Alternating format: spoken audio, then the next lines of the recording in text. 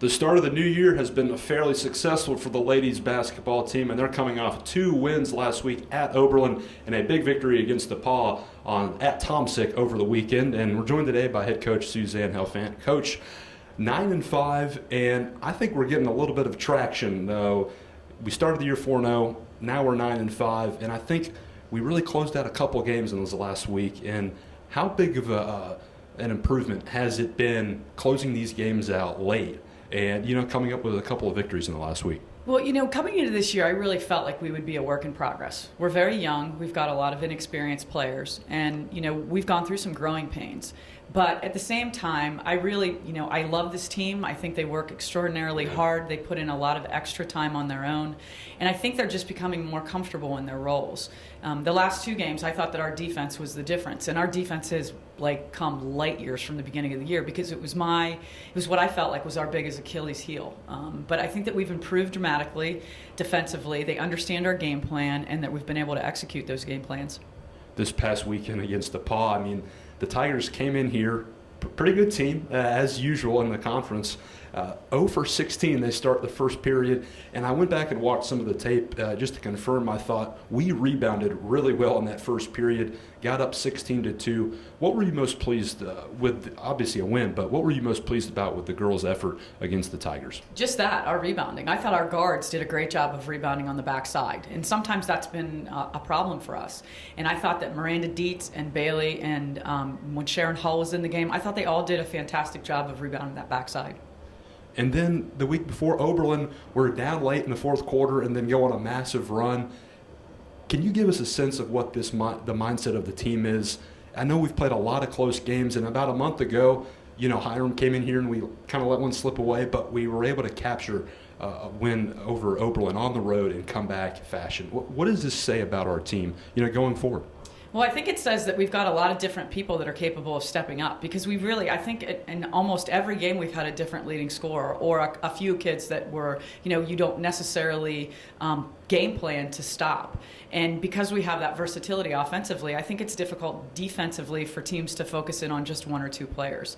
But in the Oberlin game, they were really big, and I thought that we did a nice job of taking away their inside game in the fourth quarter. I thought that was the difference. We changed some things up in how we were guarding ball screens, and were able to really limit what they were getting in the paint. So finishing games for us has always been, every game we play is a close game. It doesn't matter if we should win by 40 or if we should lose by 40. It ends up being a close game.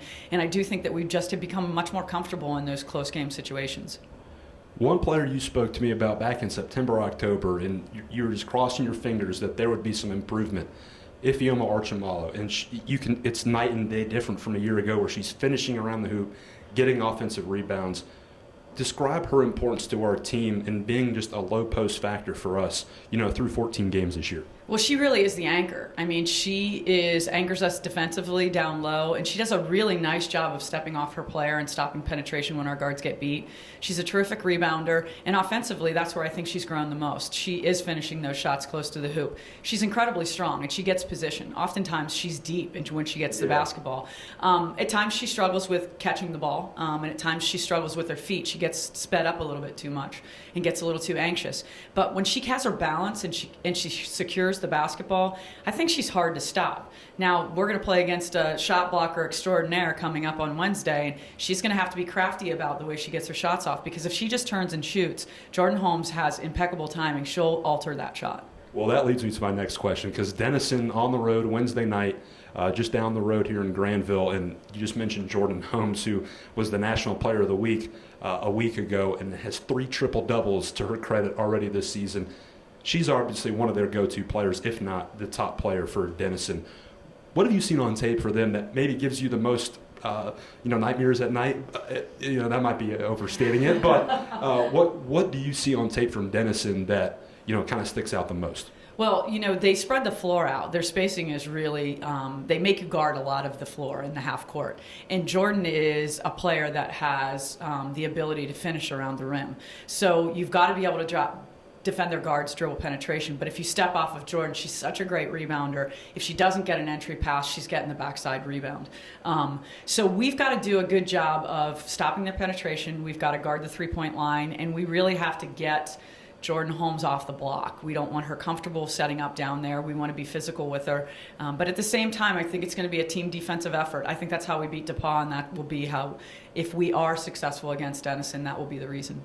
Coach, I want to thank you for your time. Good luck on Wednesday night, and we'll see you down at Denison. Thank you.